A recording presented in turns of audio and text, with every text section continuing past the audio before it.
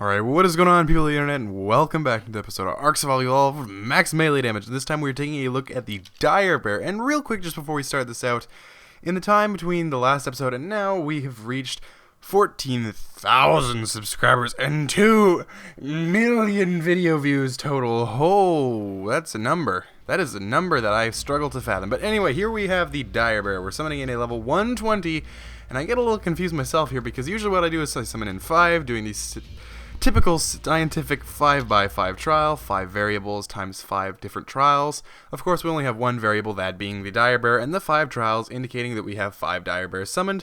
But we're just going to take out the one here, and it's a big bear. I mean, woohoo, I like it.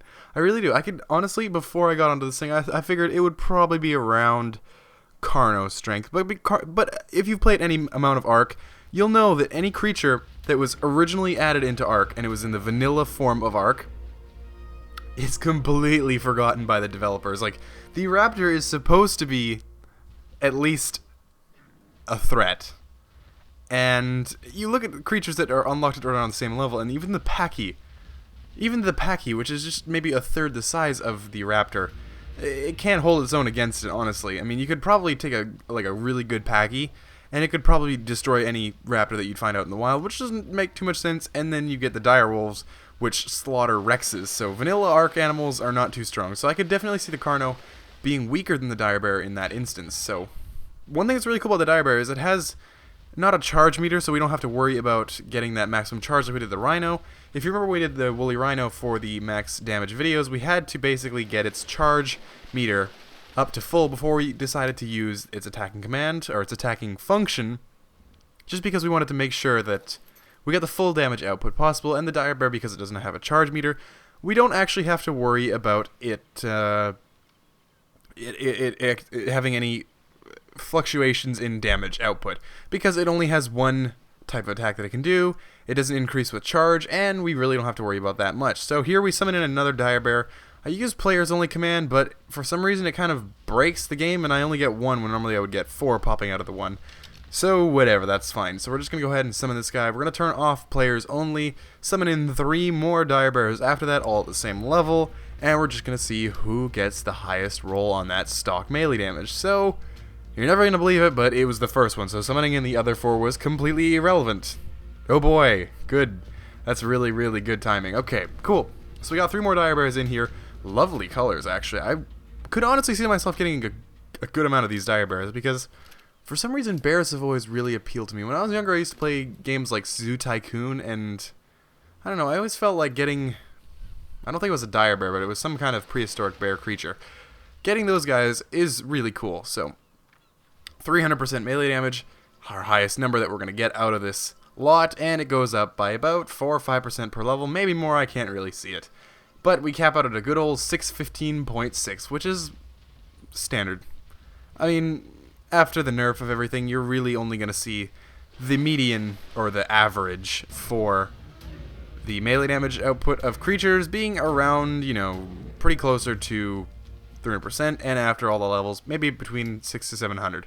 So, that's what we got. It's pretty quick, too, which is really nice, and I could really see this actually being a creature that you would use in Arc, just because it is fairly tanky, as it is standard. It got nearly 3,000 health, which is enough to soak up some good old hits for you, and then after that you've got a lot of good melee damage output that you can really boost with everything. So that Argent had a really bad day. I mean, it probably got out of its nest this morning and figured, I'm probably going to go hunt down some unsuspecting Doedicurus, and then they're going to go into their shell, and I'm just going to spend the next couple hours attacking them while it's completely pointless. But I guarantee you it didn't expect to have a flying bear come and do a drive-by on it. So what we're going to do here is we're going to do the typical 2 tests for the max melee creatures.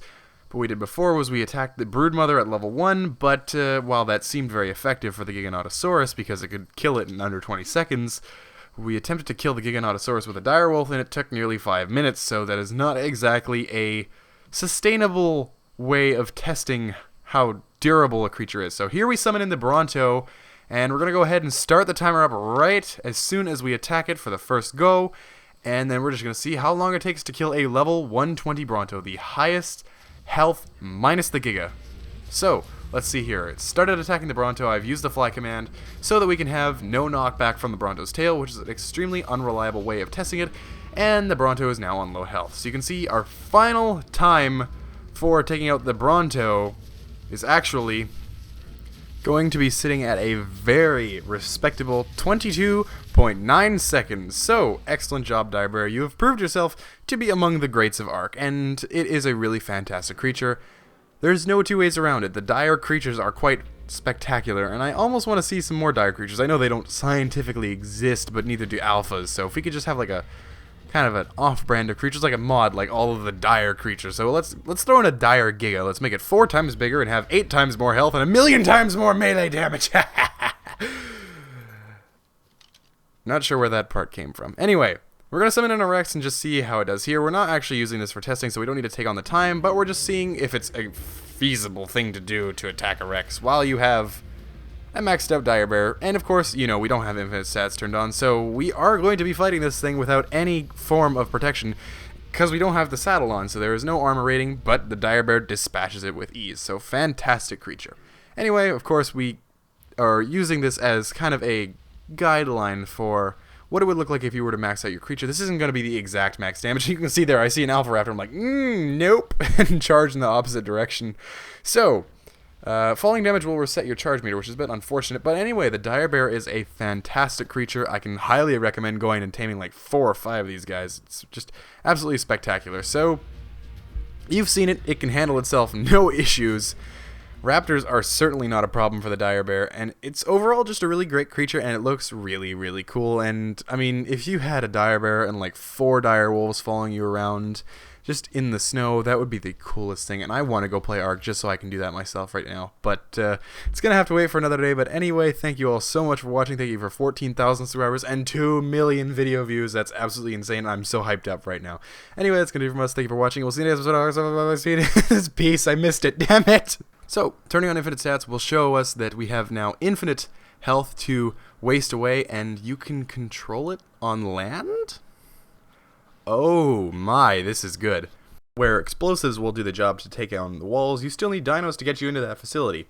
And, you know, if somebody has a Tame Giga, and the raiders only have guns, they're not winning that fight, so they have to bring dinos with them. It's just, you have to. There's really no option to do anything else. So you can see here, about 70-80% charge will put the Rex down to a point where it can get one shot by a standard attack.